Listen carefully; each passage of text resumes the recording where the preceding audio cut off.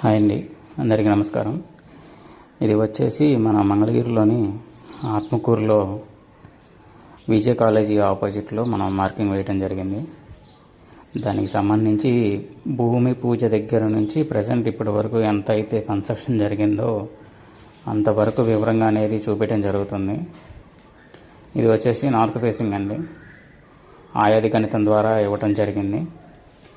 East facing entrance ఉంది, north facing entrance ఉంది.